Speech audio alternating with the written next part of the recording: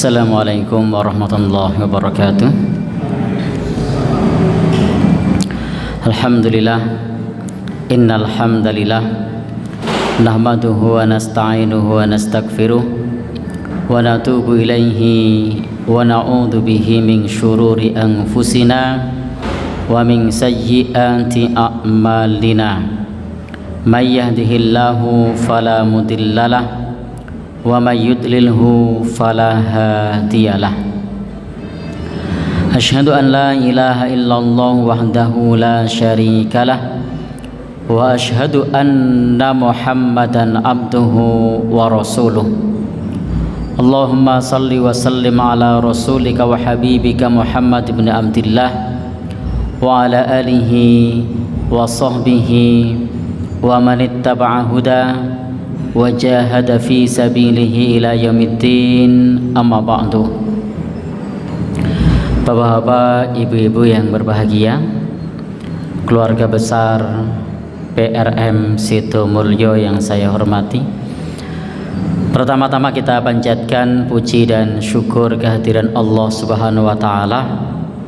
Alhamdulillah, di kesempatan ini, pada saat waktu istimewa ini, kita masih diberikan oleh Allah umur panjang, dan mudah-mudahan umur panjang ini kita ikuti dengan amal yang soleh. Setelah kita bersyukur kepada Allah, salawat dan salam semoga tercurah pada Nabi kita, Nabi Muhammad sallallahu alaihi wasallam, suri tauladan kita yang telah menuntun umat manusia dari kegelapan jahiliyah menuju kepada cahaya Islam. Adapun yang ketiga, di kesempatan ini kita lanjutkan taklim kita. Kita masih membaca tafsir. Jika kemarin kita baca tafsir surat Asy-Syarhu atau surat Al-Insyirah, sekarang atau saat ini kita akan membaca tafsir surat Ad-Duha. Dua surat ini masih sama-sama membicarakan pribadi Nabi kita sallallahu alaihi wasallam. Jika di dalam surat Asy-Syarhu atau Al-Insyirah membicarakan bahwa Allah Subhanahu wa taala telah memberikan kelapangan kepada beliau, telah menjadikan beliau pribadi yang maksum, dosanya yang lalu dan yang akan datang sudah diampuni oleh Allah. Kemudian juga menjelaskan tentang kedudukan beliau yang tinggi, wa rafa'na laka dzikrak.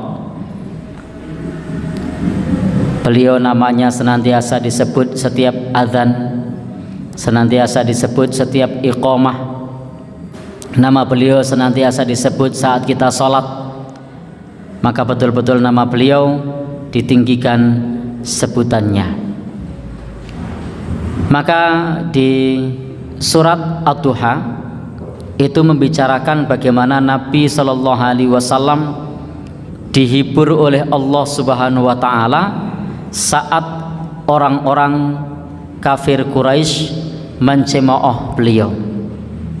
Karena memang masa-masa di Makkah itu adalah masa-masa sulit, karena dakwah itu tidak semudah membalik telapak tangan.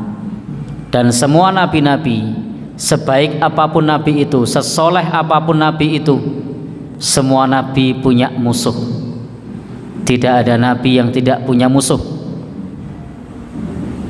Kalau dia tidak punya musuh dari bangsa manusia, maka dia punya musuh dari bangsa jin atau golongan syaitan. Karena saya khawatir nanti ada yang bilang Nabi Adam tidak punya musuh begitu. Nah, musuhnya Nabi Adam itu adalah iblis. Sementara yang lainnya, Nabi Muhammad sallallahu alaihi wasallam sebagai Nabi Khatimul Anbiya wal Mursalin, penutup nabi dan para rasul, sebagai makhluk yang paling mulia, tetapi beliau tetap dimusuhi. Nabi Ibrahim alaihissalam yang namanya dikenang sepanjang masa, yang banyak ibadah-ibadah kita hari ini merujuk kepada Nabi Ibrahim alaihissalam.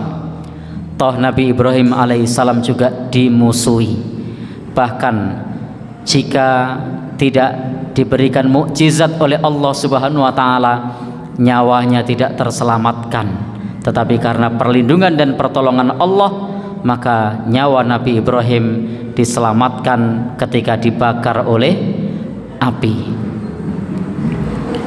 Demikian pula Nabi kita sallallahu alaihi wasallam saat ada di Makkah, sejak dakwah pertama kali diserukan dengan terang-terangan, maka saat itu permusuhan sudah dimulai. Banyak orang yang menyatakan secara terang-terangan maupun sembunyi-sembunyi memusuhi Nabi sallallahu alaihi wasallam. Jika di Makkah permusuhannya terang-terangan, maka jika di Madinah mereka sembunyi-sembunyi. Maka lahirlah faksi munafik ketika di Madinah, yang mereka tidak berani terang-terangan memusuhi Nabi kita sallallahu alaihi wasallam. Ada satu hikmah di balik ini semua, bahwa di setiap langkah kita untuk li'ila'i kalimatillah, untuk meninggikan kalimah Allah Subhanahu wa taala, itu pasti ada halangan dan rintangan. Jika langkah kita benar, jika langkah kita lurus, maka di sana pasti ada batu sandungan. Karena semua nabi-nabi Allah itu mengalami batu sandungan, tidak ada yang mulus-mulus saja. Maka jika dakwah kita, jika jalan kita terasa begitu nyaman dan mulus-mulus saja, maka perlu dipertanyakan. Karena nabi yang sesoleh itu saja, nabi yang dijamin masuk surga saja, itu ucapannya dibantah, jalannya ditutup, bahkan dimusuhi, dilempari batu. Kita ini bukan nabi, kita ini bukan rasul, kita tidak punya jaminan masuk surga. Dosa kita belum ada jaminan untuk diampuni. Tetapi ketika menyampaikan dakwah kok aman-aman saja, maka itu ada dua kemungkinan. Kemungkinan yang pertama, kita tidak ittiba kepada Nabi di dalam berdakwah, kita tidak ittiba kepada para rasul di dalam berdakwah. Qulil haq walau kana murran, katakan yang benar meskipun itu pahit. Kemungkinan yang kedua, kita ketika menyampaikan mulus-mulus saja, itu ada di komunitas khusus yang memang sudah bisa menerima apa yang kita sampaikan. Karena kalau kita menyampaikan di komunitas umum, maka tidak semua orang bisa menerima kebenaran. Demikian pula kalau kita melihat di surat-surat di dalam Al-Quran ini menceritakan bagaimana sepak terjang Nabi Shallallahu Alaihi Wasallam yang dicemooh, yang dihina, yang diejek oleh orang-orang kafir Quraisy, dicemooh. Bahkan bukan hanya dakwahnya, tapi juga keluarganya, termasuk beliau Shallallahu Alaihi Wasallam dihina setiap melakukan langkah-langkahnya. Antara lain beliau dituduh abtar, orang yang terputus keturunannya, disebut abtar, bahwasanya wahyu sudah putus. Itu masih mending kalau kata-katanya wahyu putus, tapi kata-katanya adalah yang diucapkan oleh orang-orang musyrik itu, bahwasanya aku berharap setanmu sudah meninggalkanmu. Nah, jadi dia menyebut wahyu itu dengan kata-kata setanmu sudah meninggalkanmu. Oh, ini menyakitkan sekali, karena dia mengatakan aku berharap setanmu telah meninggalkanmu. Karena pada saat itu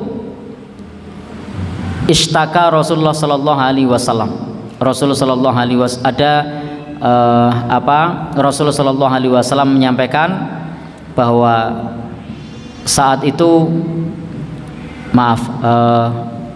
selama kurang lebih 2 atau 3 malam itu Rasul Shallallahu Alaihi Wasallam menantikan kedatangan wahyu, kedatangan malaikat Jibril. Tiba-tiba fajaat imra'atun, datanglah seorang perempuan, wahia Ummu Jamil, dan dia adalah Ummu Jamil. Siapa Ummu Jamil? Istri dari Abu Lahab. Dia disebut Ummu Jamil karena memang cantik. Kemudian juga Abu Lahab itu tampan. Maka ini tidak menjamin bahwa rupa yang cantik, wajah yang tampan itu punya kelakuan yang cantik dan kelakuan yang tampan. Karena Ummu Jamil dan Abu Lahab itu memiliki wajah yang cantik dan wajah yang tampan. Faqalat, lalu kemudian dia berkata, siapa yang berkata? Ummu Jamil. Ummu Jamil berkata, wahai Muhammad, inni la arju, sesungguhnya aku benar-benar berharap, ayyakuna, hendaknya syaitanuka, setanmu telah meninggalkanmu. Jadi dia mengatakan setan Nabi sudah meninggalkan Nabi. Dan ia mengatakan, aku tidak melihat mendekatimu selama 2 malam atau 3 malam. Karena memang saat itu Nabi Shallallahu Alaihi Wasallam menantikan wahyu selama beberapa malam dan wahyu belum juga turun. Fa'anzalallahu azza wa jalla, maka Allah Subhanahu wa taala menurunkan dalam rangka menolak, membantah alal musyrikin, atas tuduhan orang-orang musyrik sebagaimana yang dilontarkan oleh keluarga Abu Lahab dengan firman-Nya, wadduha, demi waktu duha, wallaili idza saja, dan demi malam apabila telah sunyi. Ma wadda'aka, tidaklah meninggalkanmu Rabbuka, Tuhanmu. Jadi Tuhanmu tidak meninggalkanmu. Karena tuduhan orang-orang musyrik bahwa Nabi Shallallahu Alaihi Wasallam sudah ditinggalkan oleh setannya. Padahal ini adalah ungkapan penghinaan dari orang-orang musyrik karena menganggap Nabi menerima wahyu dari setan. Padahal Nabi menerima wahyu dari Allah Subhanahu wa ta'ala. Maka Allah kemudian berfirman, demi waktu duha dan demi malam apabila telah sunyi, tidaklah meninggalkanmu Tuhanmu, wa ma qala, dan tidak pula benci. Jadi Allah Subhanahu wa ta'ala tidak meninggalkan Nabi Sallallahu Alaihi Wasallam, tidak pula benci kepada Nabi kita Sallallahu Alaihi Wasallam. Maka ayat ini cukup menjadi bantahan terhadap orang-orang musyrik yang menganggap bahwasanya beliau sudah ditinggalkan oleh Tuhannya dan dibenci oleh Tuhannya. Dan ayat ini sebagaimana kisah yang termaktub di dalam surat ini menunjukkan bahwasanya surat ini termasuk surat Makkiyah dan ayatnya ada 11 ayat. Dan di sini Allah Subhanahu wa taala bersumpah dengan waktu duha. Waktu duha ini adalah waktu ketika matahari sepenggal naik. Dan kita di sana disunnahkan untuk sholat sekurang-kurangnya 2 rakaat. Saya sampaikan sekurang-kurangnya karena adanya riwayat-riwayat rakaat yang lain selain 2 rakaat, dan yang waktu utama ternyata di akhir. Jadi kalau waktu duha itu bukan di awal ketika sepenggalan naik, tapi yang utama adalah di akhir. Kapan? Hina romdotil fisol, ketika unta sudah terbangun dari pembaringannya. Jadi sudah terasa panas, lalu unta itu bangun dari pembaringannya. Maka itulah waktu duha yang utama bagi kita untuk sholat duha. Baik Bapak dan Saudara, kemudian yang kedua, Allah Subhanahu wa taala juga bersumpah dengan waktu malam apabila gelapnya sudah menyelimuti semua kegelapan malam. Artinya malam sudah sunyi, dan disitulah pula kita dianjurkan untuk sholat lail atau qiyamul lail. Sehingga di sini dalam Islam diajarkan untuk senantiasa mendekatkan diri kepada Allah Subhanahu wa taala di setiap waktu. Di waktu pagi ada sholat duha, di waktu malam ada sholat lail. Dan ini adalah bagian dari sunnah yang bisa kita amalkan. Dan termasuk Nabi SAW itu ada sholat sunnah yang tidak pernah beliau tinggalkan, yakni sholat witir dan sholat sunnah fajar. Kalau duha justru beliau malah kadang-kadang. Jadi sholat duha itu beliau tidak melaksanakan secara rutin. Jadi Rasul itu tidak melaksanakan sholat duha secara rutin, tapi Rasul rutinnya adalah sholat lail, sholat malam. Maka disitulah para ulama berbeda pendapat mengenai hukum merutinkan sholat duha. Tetapi kalau sholat lail, jelas Rasul Shallallahu Alaihi Wasallam merutinkan sholat lail. Meskipun ada sahabat Nabi yang dinasihati oleh Nabi untuk sholat 2 rakaat duha, itu ada sebabnya. Karena sahabat ini tidak bisa bangun malam. Sahabat Abu Hurairah. Jadi sahabat Abu Hurairah itu beliau seorang penuntut ilmu, penghafal hadis, sehingga hampir-hampir beliau tidak bangun malam untuk sholat malam. Maka Rasul menasihatkan kepada beliau untuk melakukan 3 hal: sholat duha 2 rakaat, kemudian puasa 3 hari setiap bulan, kemudian nasihat beliau wa an utira qabla an anama, berwitir sebelum tidur, karena beliau tidak bisa bangun di waktu malam. Ini juga menunjukkan bahwa setiap sahabat satu dengan sahabat yang lain punya amaliyah sunnah yang berbeda. Jadi punya amaliyah sunnah yang berbeda. Ada yang dikuatkan di sholat lail tetapi dia lemah di ibadah yang lain. Ada yang dikuatkan di menghafal hadis tapi lemah pada sholat lailnya. Maka setiap kita hendaknya mengenali ibadah apa yang bisa kita amalkan secara rutin. Dan sahabat Abu Hurairah dianjurkan oleh Rasul untuk merutinkan 3 ibadah itu: sholat duha 2 rakaat, sholat witir sebelum tidur, dan puasa 3 hari setiap bulan. Nah, tapi untuk Rasul sendiri, silahkan nanti bisa dibaca di dalam hadis-hadis Nabi, beliau itu jarang melakukan sholat duha kecuali memang ada sebab. Nah, baik Bapak dan Saudara, Imam Ibnu Katsir menyebutkan sumpah Allah Subhanahu wa taala di sini, sumpah waktu duha dengan waktu duha yang telah menjadikan matahari menampakkan sinarnya, sementara sumpah dengan waktu malam pada saat itu matahari sudah tidak nampak lagi dan menjadi gelap gulita. Dan ini adalah zahir kuasa Allah Subhanahu wa taala untuk menjadikan terang dan gelap. Ini kuasa Allah untuk menjadikan terang dan gelap. Ma wadda'aka rabbuka wa ma qala.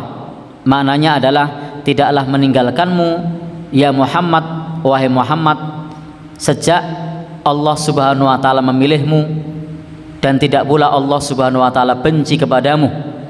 Ini adalah raddun alal musyrikin, sebagai bantahan terhadap orang-orang musyrik, karena mereka menganggap bahwasanya Allah Subhanahu wa taala telah memboikotnya. Mereka mengatakan hajarahu rabbuhu, bahwasanya Tuhannya sudah memboikotnya. Kemudian jawaban atas sumpah Allah Subhanahu wa taala, walal akhiratu khairul laka minal ula. dan sungguh akhirat itu lebih baik bagimu daripada dunia. Maknanya adalah walad darul akhirah khairul laka ya Muhammad min hadhil hayatid dunya.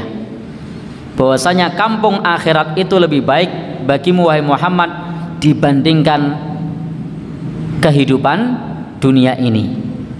Li'annal akhirata baqiyatun, karena akhirat itu kekal. Wad dunya faniyatun, dan dunia itu fana. Jadi akhirat itu kekal, sementara dunia itu sifatnya sementara. Walihadza kana alaihi salatu wassalam yaqul, untuk itulah Nabi sallallahu alaihi wasallam berdoa. Nabi sallallahu alaihi wasallam berkata, Allahumma la 'aisha illa 'aishul akhirah. Ya Allah, tidak ada kehidupan kecuali kehidupan akhirat. Ya Allah, tiada kehidupan kecuali kehidupan akhirat. Kemudian Allah Subhanahu wa taala berfirman, wala saufa yu'tika rabbuka fatardha. Wala saufa, dan sungguh kelak. Di sini ada kata saufa menunjukkan ada jeda waktu, dan sungguh kelak menunjukkan benar-benar akan terjadi menggunakan lafadz la. Dan di sini saufa adanya jeda waktu. Yu'tika rabbuka, Allah Subhanahu wa taala akan memberikan kepadamu, fatardha, maka kamu menjadi ridho, menjadi puas. Ai fil akhirah, Allah Subhanahu wa taala akan memberikan kepadamu di akhirat. Apa yang diberikan oleh Allah Subhanahu wa taala kepada nabi kita di akhirat? Pertama adalah minas sawab, pahala. Jadi pahala itu tidak diberikan di dunia, tapi pahala itu diberikan di akhirat. Andai pahala itu diberikan cash di dunia, niscaya semua orang akan berbondong-bondong untuk beribadah. Tetapi ternyata pahala itu tidak diberikan di dunia, tapi diberikan kelak di akhirat. Sehingga banyak orang yang terlena, banyak orang yang lupa akan kewajiban dari Allah Subhanahu wa taala. Karena manusia banyak mengharapkan sesuatu yang sifatnya instan, yang sifatnya cepat, sehingga kalau disebutkan mengenai pahala maka tidak berbekas di dalam hatinya. Kemudian yang kedua, wal karomah, dan juga Allah Subhanahu wa taala berikan kepada nabi kita sallallahu alaihi wasallam karomah, kemuliaan. Wasyafaah, dan Allah berikan kepada nabi kita sallallahu alaihi wasallam hak untuk memberikan syafaat. Jadi nabi kita diberi oleh Allah Subhanahu wa taala pahala kelak di akhirat, diberikan oleh Allah Subhanahu wa taala kemuliaan di akhirat, sebagaimana Nabi sallallahu alaihi wasallam yang di akhirat nanti pertama kali masuk surga, dan umat Nabi Muhammad adalah umat yang pertama kali sebelum umat-umat yang lainnya. Adapun syafaat di sini adalah syafaatul utma, syafaat agung. Jadi Nabi Shallallahu Alaihi Wasallam diberikan hak oleh Allah Subhanahu Wa Taala untuk memberikan syafaatul utma atau syafaat agung. Wa ghairi dzalika, dan juga perkara-perkara yang lain diberikan kepada beliau Shallallahu Alaihi Wasallam atas makna wala saufa yu'tika, dan sungguh kelak Allah akan memberikan kepadamu, itu adalah pahala, kemuliaan dan syafaat, dan juga selain itu semua. Sahabat Ibnu Abbas berkata, hiya syafa'ah, syafaat itu adalah syafaat fi ummatihi, untuk umatnya Nabi Sallallahu Alaihi Wasallam, hatta yardho, sampai Rasul Sallallahu Alaihi Wasallam ridho. Sebagaimana riwayat anan Nabiya Sallallahu Alaihi Wasallam, bahwasanya Nabi Sallallahu Alaihi Wasallam menyebut umatnya, faqal, Nabi berdoa, Allahumma ummati ummati, ya Allah umatku umatku, wabaka, dan beliau pun menangis. Jadi Nabi senantiasa berdoa, minta kepada Allah agar umatnya diselamatkan. Jadi agar umatnya diselamatkan. Maka ketika Nabi SAW menangis, faqala Allah Subhanahu wa taala berfirman, ya Jibril, wahai Jibril, idhab ila Muhammad was'alhu, pergilah kepada Muhammad dan tanyakan kepada dia, ma yabkika, apa yang membuatmu menangis. Jadi ini adalah perintah dari Allah kepada malaikat Jibril untuk menanyakan kepada Nabi Muhammad kenapa Nabi SAW menangis, wa huwa a'lam, padahal Allah Subhanahu wa taala Maha mengetahui. Allah sudah tahu, tapi Allah perintahkan kepada Jibril untuk bertanya kepada Nabi. Maka kemudian fa'ata Jibril, maka Jibril datang Rasulullah SAW kepada Rasulullah SAW, kemudian menanyakan kepadanya. Fa'akhbarahu Rasulullah SAW, maka Rasul pun mengabarkan kenapa ia menangis. Faqala Allah, maka pada saat itu Jibril berkata kepada Nabi SAW, ya Jibril, idhab ila Muhammad, wahai Jibril, pergilah kepada Muhammad dan katakanlah kepadanya, inna lanardika, sesungguhnya kami, inna sanurdika, sesungguhnya kami akan ridho kepadamu, fi ummatika, kepada umatmu. Inilah firman Allah Subhanahu wa ta'ala, bahwasanya Allah Subhanahu wa ta'ala ridho kepada umat Nabi sallallahu alaihi wasallam. Wa fil hadis, dan di dalam hadis juga disebutkan, likulli nabiyyin da'watun mustajabatun, setiap nabi itu punya doa yang mustajab. Fata'ajjala kullun nabi, maka semua nabi sudah mendahulukan doanya, tergesa-gesa di dalam doanya, yakni doanya diucapkan ketika di dunia. Wa inni ikhtabatu, sementara aku menyimpan doaku, ta'auti, doaku, yakni syafaati li ummati, sebagai syafaat untuk umatku. Jadi di sini Nabi Shallallahu Alaihi Wasallam itu menangis, mengkhawatirkan umatnya kalau umatnya tidak selamat. Maka Allah Subhanahu Wa Taala kabarkan kepada Nabi Shallallahu Alaihi Wasallam bahwa Allah Subhanahu Wa Taala sudah ridho kepada umat Nabi Shallallahu Alaihi Wasallam, dan Nabi Shallallahu Alaihi Wasallam pun diberikan hak untuk diberikan izin untuk memberikan syafaat, dan nabi-nabi yang lain gagal untuk memberikan syafaat, termasuk dari bapaknya manusia, yakni Nabi Adam alaihis salam. Demikian pula Nabi Nuh alaihis salam. Kemudian juga nabi-nabi yang lain dari Rasul Ulul Azmi, semuanya tidak mendapatkan izin untuk memberikan syafaat, dan mereka mengkhawatirkan diri mereka masing-masing. Termasuk di sana ada Abul Amya, bapaknya para nabi, Nabi Ibrahim alaihis salam. Nabi Ibrahim alaihis salam pun mengkhawatirkan dirinya. Demikian pula Nabi Musa alaihis salam juga mengkhawatirkan dirinya.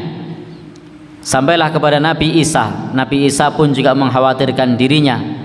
Kemudian tibalah kepada Nabi Shallallahu Alaihi Wasallam, dan beliau punya doa pamungkas yang dulu diberikan oleh Allah Subhanahu Wa Taala kepada para nabi, diberikan doa-doa mustajab, yang doa itu pasti akan dikabulkan oleh Allah Subhanahu Wa Taala.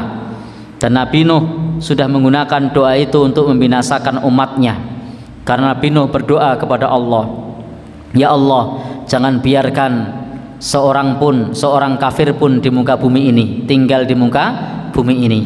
Maka doa Nabi Nuh dikabulkan oleh Allah Subhanahu wa Ta'ala. Maka semua orang-orang yang kufur kepada Allah, yang menentang dakwah Nabi Nuh, dibinasakan oleh Allah Subhanahu wa Ta'ala, termasuk di dalamnya adalah istri dan anaknya. Dan saat itu Nabi Nuh pun sempat protes dalam tanda kutip kepada Allah Subhanahu wa Ta'ala, ya Allah, itu anakku, Maka Allah kemudian berfirman bahwasanya itu bukan termasuk anakmu, karena hubungan anak di dalam agama kita itu bukan semata-mata sesuatu yang sifatnya sebab akibat yang sifatnya biologis, tapi juga sesuatu yang sifatnya hubungan ideologis, yakni ada kesamaan akidah. Karena kalau akidahnya berbeda, tidak ada hubungan saling mewarisi.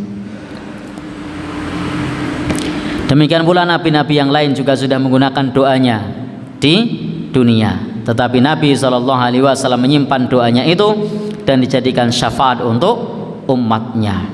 Maka Nabi diizinkan untuk memberikan syafaat, tetapi syaratnya yang diberikan syafaat adalah al-muwahhid, orang yang bertauhid. Karena kalau orang yang tidak bertauhid, dia tidak bisa mendapatkan syafaat. Maka syafaat ini ditujukan untuk orang-orang yang Allah ridhoi. Siapakah yang Allah ridhoi? Orang yang bertauhid. Maka syafaat itu harus terjadi dua hal. Yang memberi syafaat itu diizinkan, kemudian yang diberi syafaat itu diridhoi. Siapakah yang diridhoi oleh Allah? Adalah orang-orang yang bertauhid, yang tidak menyekutukan Allah Subhanahu wa ta'ala. Maka penting bagi kita untuk meninggalkan semua sesembahan kepada selain Allah.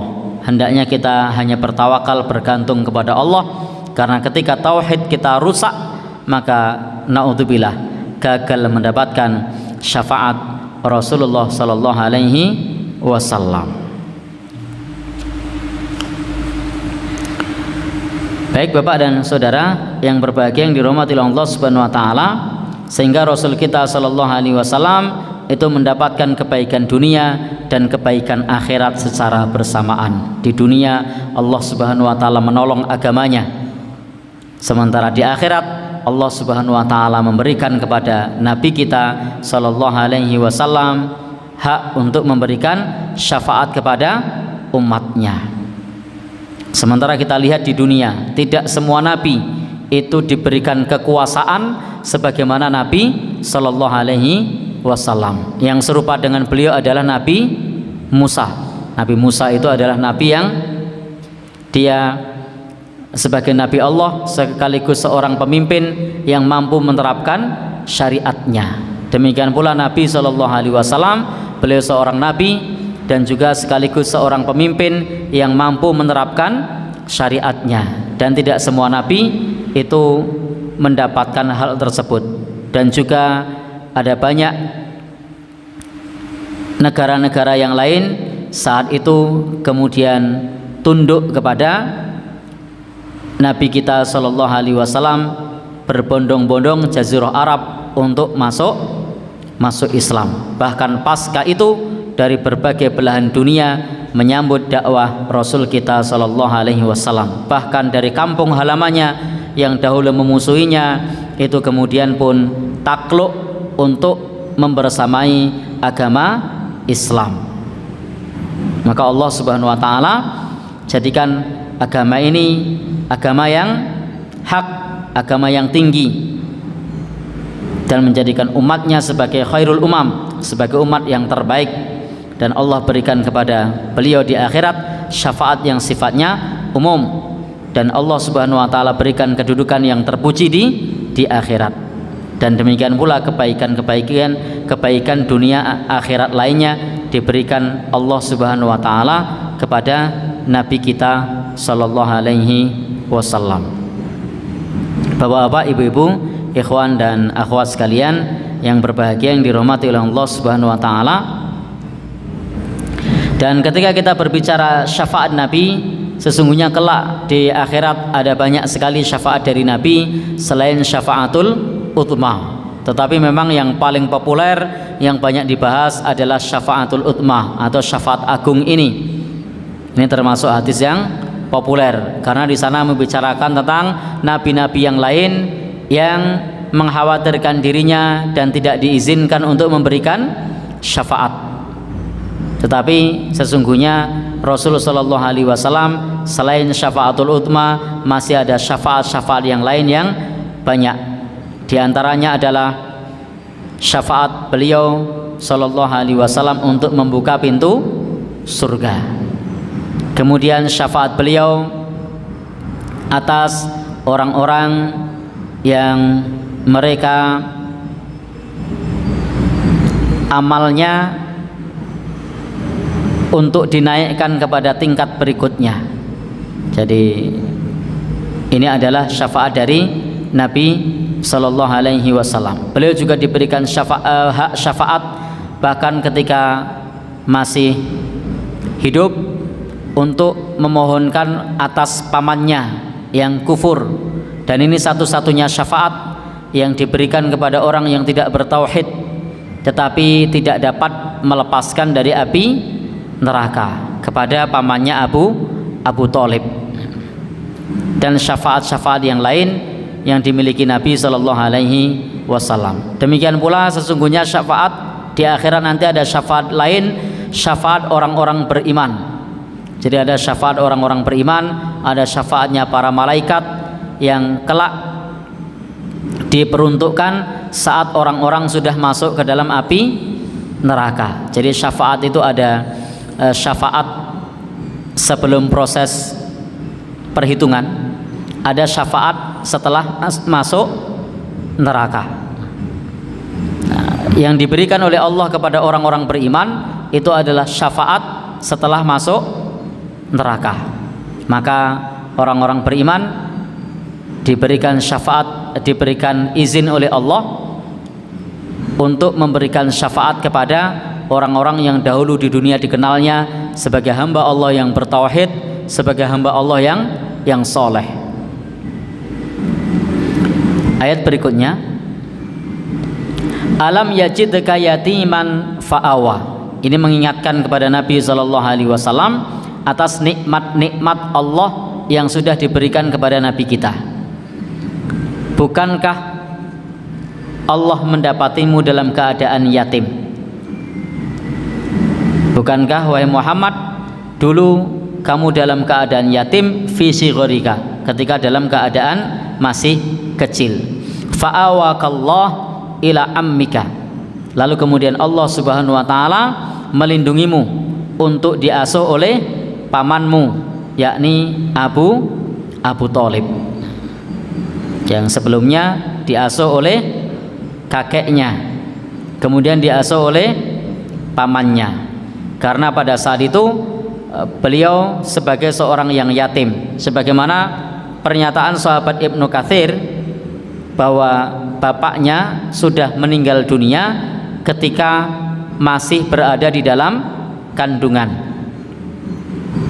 Jadi pada saat itu bapaknya sudah meninggal dunia, padahal Nabi Shallallahu Alaihi Wasallam masih berada di dalam kandungan. Kemudian ibunya meninggal dunia pula saat usianya masih 6 tahun. Jadi Nabi usianya 6 tahun, ibunya meninggal dunia. Maka kemudian pengasuhannya diasuh kepada kakeknya, yakni Abdul Muthalib. Kemudian Abdul Muthalib meninggal dunia pada saat umur 80 tahun, lalu kemudian diasuh kepada kakeknya. Disinilah Nabi Shallallahu Alaihi Wasallam besar bersama dengan pamannya. Setelah tadi bersama kakeknya, kemudian bersama dengan pamannya, termasuk belajar berdagang kepada pamannya, sampai ketika Nabi Shallallahu Alaihi Wasallam diutus menjadi nabi, itu masih bersama dengan pamannya. Dan pada saat itu Abu Thalib itu adalah seorang yang merupakan apa istilahnya, penyembah berhala. Jadi penyembah berhala, bahkan pemukanya atau juru kunci, karena keluarga Rasulullah itu adalah juru kunci Ka'bah. Jadi juru kunci Ka'bah, sehingga yang mengawal untuk menyembah para berhala itu. Tapi Allah Subhanahu wa taala selamatkan Nabi kita dari menyembah berhala, meskipun keluarga besarnya adalah juru kunci dari berhala itu, dari Ka'bah itu sendiri. Dan beliau memang seorang yang yatim, terpenuhi syarat yatim di sini karena bapaknya meninggal sebelum balik. Alladzi mata abuhu qoblal buluk, ketika bapaknya mati sebelum balik. Jadi kalau bapaknya matinya sudah melewati masa balik, itu sudah tidak dianggap lagi sebagai yatim. Dan di dalam agama kita tidak mengenal piatu, jadi mengenalnya hanya yatim. Nah, di negeri kita ada istilah yatim dan istilah piatu. Nah, kalau dalam literatur Islam itu tidak mengenal istilah piatu, yang ada adalah yatim. Nah, saya tidak tahu kalau piatu itu dari bahasa apa. Barangkali teman-teman yang aktif di Himmatu tahu apa piatu itu dari kata apa. Ada yang tahu? Tidak tahu ya? Mbah Dadi mungkin tahu.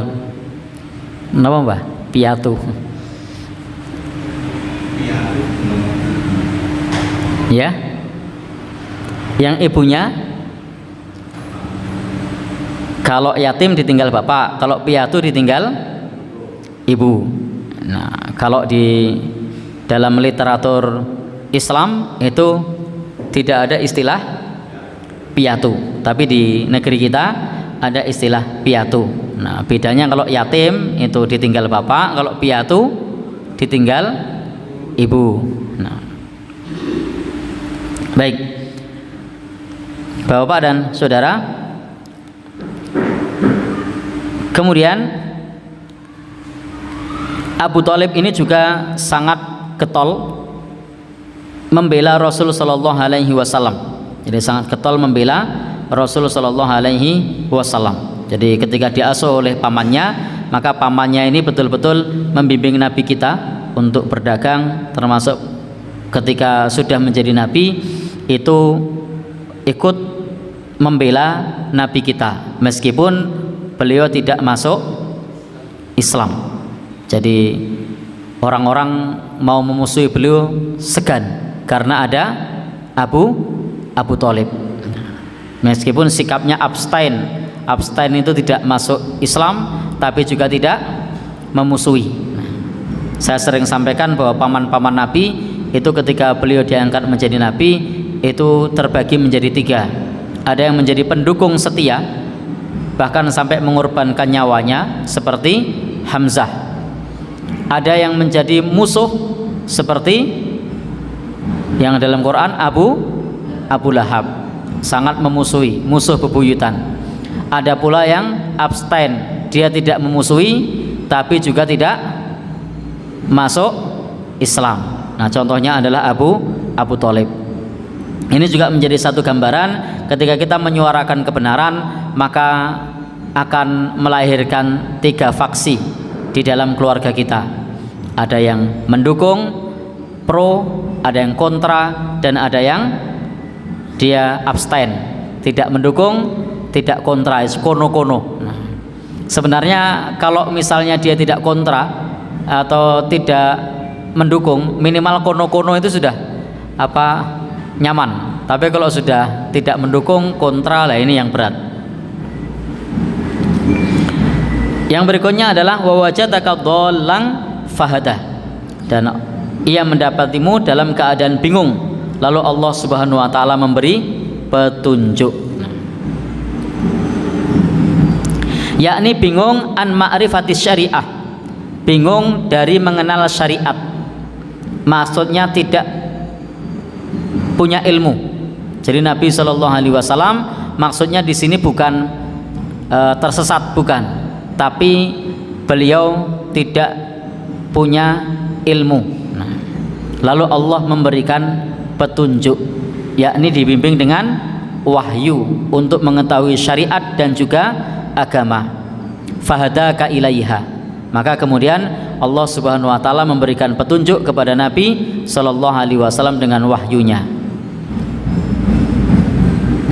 Sebagaimana disebutkan ma kunta tadri mal kitab walal iman, bahwa Nabi tidak tahu apa itu kitab dan tidak tahu apa itu imam. Artinya Nabi Shallallahu alaihi wasallam pada saat itu memang tidak punya ilmu, karena memang beliau adalah seorang yang buta buta huruf. Beliau juga seorang yang tidak pernah membaca kitab-kitab terdahulu. Beliau juga tidak menulis kitab dengan tangannya. Jadi bukan orang yang tahu, tetapi semata-mata beliau tahu diajarkan oleh Allah Subhanahu wa ta'ala.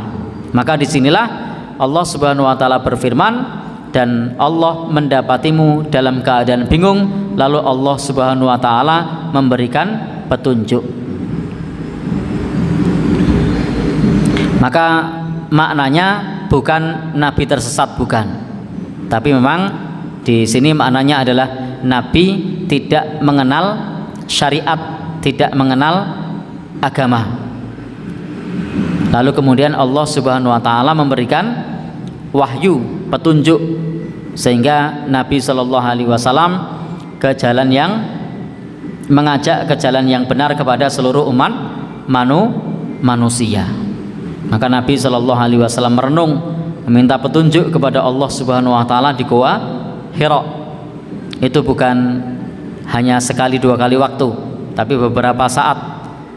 Dan para nabi itu maksum, dijaga oleh Allah Subhanahu wa ta'ala, sehingga yang dimaksud itu adalah ketika beliau bingung itu visi ghorihi, ketika masih kecil, ketika masih belum diangkat menjadi nabi, itu yang disebut bingung. Tetapi makna bingung di sini bukan kemudian tersesat menyembah yang lain, bukan. Karena nabi kita itu dijaga oleh Allah Subhanahu wa ta'ala dari melakukan kesyirikan. Bahkan setiap kali kakeknya, pamannya menyiapkan upacara untuk menyembah berhala, maka Allah tidurkan nabi kita Shallallahu Alaihi Wasallam, sehingga beliau itu bingung, bukan tersesat. Jadi beda ya antara bingung sama tersesat, karena tidak sampai beliau menyembah berhala. Jadi bingungnya itu hanya sebatas tidak tahu tentang syariat, tidak tahu tentang tuntunan agama, sampai Allah membimbingnya dengan wahyu, bukan kemudian menyembah yang lain. Ini juga sama dengan nabi-nabi yang lainnya. Mereka dijaga oleh Allah Subhanahu wa ta'ala sehingga tidak menyembah berhala, meskipun di lingkungan keluarga penyembah berhala. Contoh Nabi Ibrahim alaihissalam, bapaknya sendiri yang memahat berhala, tapi Allah selamatkan putranya dari menyembah berhala. Kemudian Allah Subhanahu wa ta'ala berfirman, ini nikmat-nikmat yang dimiliki oleh Nabi. Allah lindungi ketika dalam keadaan yatim, Allah beri petunjuk ketika dalam keadaan bingung. Yang berikutnya, wa wajadaka ailan fa'aghna, dan mendapati Nabi Shallallahu Alaihi Wasallam dalam keadaan kekurangan, maka Allah Subhanahu wa ta'ala memberikan kecukupan. Maka mendapati Nabi dalam keadaan fakir, muhtajan, yang sangat membutuhkan, fa'aghnaka, maka kemudian Allah Subhanahu wa ta'ala memberikan kecukupan kepada beliau, yakni dimudahkan oleh Allah Subhanahu wa ta'ala min asbabit tijarah, dengan perdagangan. Nah, ya, dengan perdagangan. Maka Nabi pada saat itu dalam keadaan fakir, lalu mendapatkan kecukupan melalui jalur perdagangan, sehingga Nabi menjadi orang yang sangat kecukupan. Bahkan ketika meminang Khadijah itu sangat kaya raya, sangat kaya raya, karena maharnya banyak. Jadi 12 ons atau 12 apa namanya, istilahnya itu 12 ons. Kira-kira kalau 12 on emas itu berapa, apa ya, berapa rupiah? Kemudian beberapa ekor unta. Ada yang menyebut 40 ekor unta. Itu kalau dirupiahkan berapa? Ada yang bisa ngitung? Ada yang hadir di sini yang maharnya segitu? Ya. Ini yang pejabat Mbah Dadi ini maharnya. Baik. Jadi itu menunjukkan bahwa Nabi saat itu bukan lagi orang yang fakir, karena maharnya bukan cuma gram tapi on. Sekilo lebih ya kalau 12 on tuh. Ya. Jadi sekilo lebih. Itu kalau kita punya emas segitu diduiti piro itu. Ini jelas menunjukkan bahwa Nabi Allah Subhanahu wa taala berikan kecukupan. Baik, inilah nikmat Allah Subhanahu wa taala yang tiga yang disebutkan di dalam surat ini. Satu, yatim Allah lindungi. Dua, bingung Allah beri petunjuk. Tiga, kekurangan Allah beri kecukupan. Nah, maka kemudian yang berikutnya ada tiga pesan pula, masih berkaitan dengan tiga sebelumnya. Jadi tiga sebelumnya itu adalah menceritakan kondisi Nabi, lalu tiga sebelumnya itu adalah pesan yang terkait dengan tiga sebelumnya. Apa pesannya? Fa'ammal yatima fala taqhar. Maka kepada anak yatim tidak boleh menghardik. Nah, jadi pesan nih tiga berikutnya. Karena kondisi Nabi tiga, maka pesannya juga tiga. Kepada anak yatim dilarang untuk menghardik. Maknanya jangan menghina, termasuk tidak boleh mengambil hartanya. Jadi tidak menghina, tidak boleh mengambil hartanya. Dan kalau bisa malah menjadi bapaknya, maksudnya menjadi bapaknya itu untuk menyantuninya, menolongnya. Sebagaimana dulu Nabi Shallallahu Alaihi Wasallam dalam keadaan yatim, fa'awakallah, lalu Allah Subhanahu Wa Taala melindunginya. Kemudian pesan yang kedua, wa ammassailah, adapun kepada orang yang meminta-minta, fala tanhar, maka jangan bersikap kasar atau jangan menghardik. Jadi kepada anak yatim tidak boleh sewenang-wenang, kepada peminta-minta juga sama, tidak boleh menghardik, tidak boleh sewenang-wenang. Nah, makna peminta-minta di sini itu ada maksud tidak hanya sekedar meminta harta, tapi di sini adalah meminta ilmu. Nah, meminta ilmu. Jadi ini ada maksud adalah meminta ilmu. Kenapa? Ada hubungannya dengan Nabi dalam keadaan bingung, lalu kemudian Allah berikan petunjuk. Kalau pertama tadi fa'amal yatim, hubungan dengan anak yatim tadi, karena Nabi yatim dilindungi oleh Allah, maka kepada anak yatim jangan bersikap bengis, jangan menghardik. Nah, bagian yang kedua, mendapati Nabi dalam keadaan bingung lalu Allah beri petunjuk, maka ayatnya menjelaskan kepada orang yang minta-minta, nah, maka jangan menghardik. Maksudnya di sini adalah meminta ilmu. Maka kalau ada orang yang minta ilmu, ada yang pengen belajar, maka tidak boleh kemudian kita hardik. Nah, ada orang bertanya tentang agama, maka hendaknya kita sikapi dengan lemah lembut. Jadi maknanya ada maksud yang pertama adalah minta ilmu. Jadi kalau ada orang yang minta ilmu, dilayani, bukan kemudian diabaikan. Dan begitulah para nabi itu memiliki sifat tabligh, menyampaikan ilmu. Nah, makna yang kedua, peminta-minta beneran. Maka kepada peminta-minta yang memang dia betul-betul membutuhkan, maka tidak boleh kita menghardik. Karena di dalam agama kita meminta-minta itu boleh kalau memang butuh. Yang tidak boleh menjadikan minta-minta sebagai profesi, itu dosa besar. Jadi minta-minta jadi profesi itu dosa besar karena ada ancamannya. Maka kalau profesi kok minta-minta, maka itu sesuatu yang dicela di dalam agama kita. Sebagaimana Nabi bersabda, walaisa fi wajhihi mus'atul lahmin. Nanti di akhirat di wajahnya tidak menyisakan meskipun hanya sekerat daging. Berjumpa kepada Allah dalam rupa tinggal tengkoraknya saja. Maka ini menunjukkan bahwasanya meminta-minta yang profesi apa? Meminta-minta profesi itu apa? Ya, tidak mau kerja. Nah, tidak mau kerja. Jadi kerjanya ya minta-minta. Maka itu dicela dan itu dilarang. Jadi jangan sampai kemudian membiasakan diri meminta-minta. Tapi kalau terpaksa minta karena butuh boleh. Tapi kalau minta-minta kan berarti bukan karena butuh, memang karena pekerjaan. Maka cari pekerjaan bukan meminta-minta.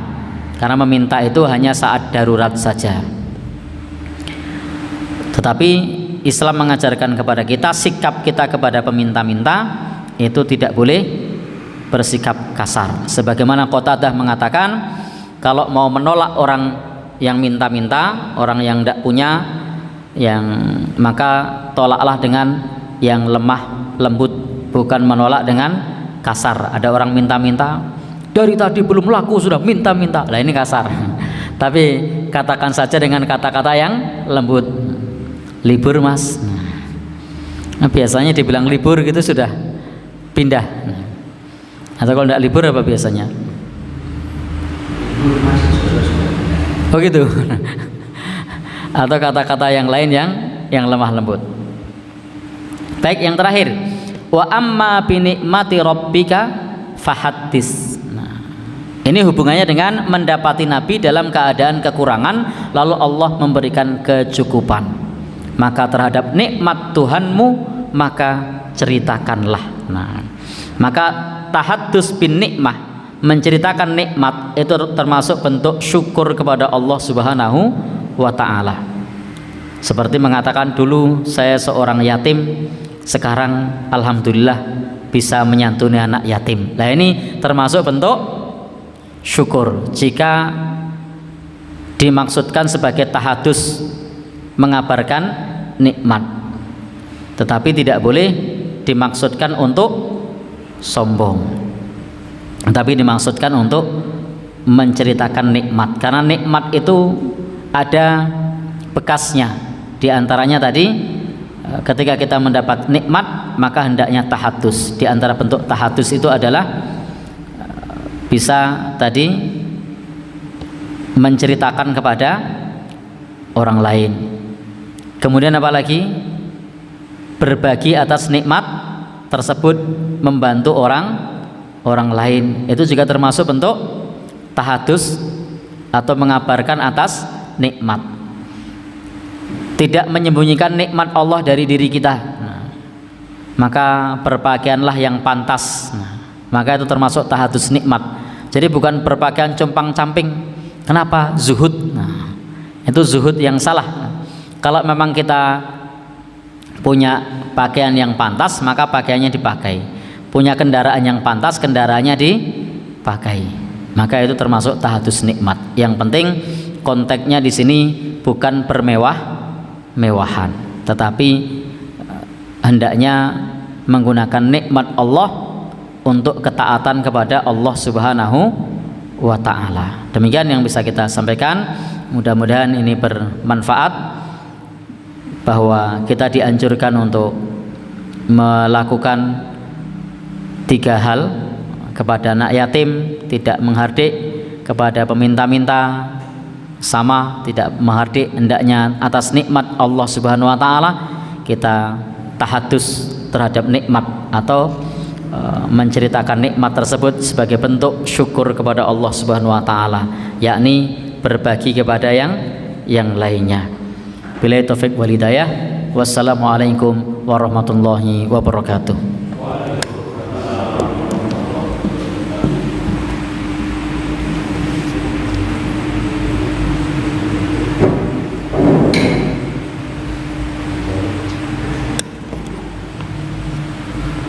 Alhamdulillah Bapak Ibu, telah diselesaikan tafsir surat Al-Duha, di mana maknanya begitu dalam apa yang dilakukan oleh Rasulullah terhadap anak yatim, terhadap orang-orang miskin, kita menirunya bagaimana Rasulullah memperlakukan mereka. Alhamdulillah sudah banyak amanah yang dilakukan, kita tinggal menirukan saja. Hal-hal lain yang berkenaan dengan akhlak, berkenaan dengan hukum, berkenaan dengan fikih dan sebagainya tadi telah diuraikan, maka menjadi jelaslah bahwa surat Ad-Duha merupakan satu dari sekian banyak surat yang menghibur Kanjeng Nabi saat beliau menghadapi tekanan-tekanan dakwah dari luar dirinya. Maka saat kita menghadapi tekanan dakwah dari orang lain, maka hendaklah sesama kita saling menghiburnya, saling mengisinya, saling memberikan support sehingga dakwah kita tetap berjalan. Dakwah ada yang memerlukan uang lah, orang lain mengasih uang gitu. Biar tersupport ya. Orang yang dibutuhkan apa kita kasih sehingga dakwah ini menjadi gembira. Ada pelaku dakwah, ada pembiaya dakwah, nah, yang membiayai dakwah. Nah, itulah salah satu fungsi kehidupan bersinergi di kehidupan dunia ini. Bapak Ibu rahimahullah, demikianlah kajian kita malam hari ini, dan mudah-mudahan bisa kita pahami dan kita semakin meningkat imannya sehingga kita menjadi semakin teguh, semakin tekun bagaimana janji Allah nanti, yaitu Kanjeng Nabi itu akan memberikan syafaat kepada kita itu yang luar biasa, nyicil ayam gitu Pak. Nah, nanti sudah diberikan, disiapkan syafaat oleh Kanjeng Nabi. Terima kasih Ustaz atas kajiannya, dan mudah-mudahan bisa memberikan pencerahan kepada kita. Kita teruskan pada waktu yang datang, berarti gilirannya hadis ya kan? Ini kan sudah 2 kali. Besok imam. Oh ya. Besok ini pas apa toh? Oh iya, Maret bodo ya. Ya, libur dulu, nanti yang berikutnya pas hadis. Langsung aja ya. Seminggu setelah, nggak usah ada jeda jauh-jauh. Pokoknya besok libur karena pas malam itu, kemudian berikutnya sudah masuk lagi. Iya, malam bodo kono itu. Kono. Mari kita akhiri dengan doa kafaratul majelis. Subhanakallahumma wa bihamdika asyhadu alla ilaha illa anta astaghfiruka wa atubu ilaik. Akhirul kalam, assalamualaikum warahmatullahi wabarakatuh.